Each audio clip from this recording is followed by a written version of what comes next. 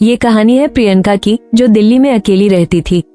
उसका नया घर एक पुरानी कोठी में था। किराया कम था, जगह बड़ी थी, लेकिन कुछ तो था वहाँ जो नजर नहीं आता था। कोठी में पहला दिन प्रियंका ने जब पहली बार वो घर देखा तो वो शांत, खुला और थोड़ा अजीब सा था। घर के पिछले कमरे में एक पुराना लकड़ी का आईना था, थोड़ा धुंधला पर बिल्कुल सही सलामत। पड़ोसन ने एक बात कही, बेटा, लोग कहते हैं वहाँ कोई एहसास। रात के करीब 3 बजे प्रियंका की नींद खुली। बगल के कमरे से किसी के धीरे धीरे चलने की आवाज आ रही थी, जैसे कोई लकड़ी पर नंगे पांव चल रहा हो।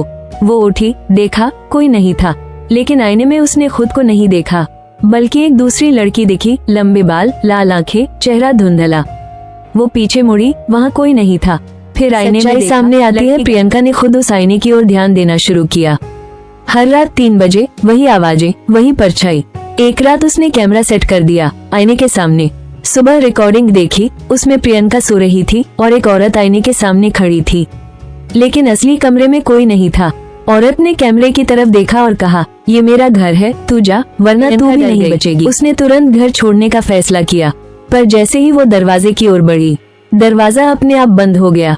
आईना खड़खड़ाने लगा और उसी में वो परछाई दिखाई दी। अब वो प्रियंका की तरफ बढ़ रही थी। बिजली चली गई, मोबाइल बंद। एक शुरुआत सन्नाटा। सुबह जब पड़ोसी दरवाजा खोलने आए, प्रियंका वहाँ नहीं थी। आईना वैसा का वैसा था, लेकिन अब उसमें एक नई लड़की की परछाई दिख रही थी।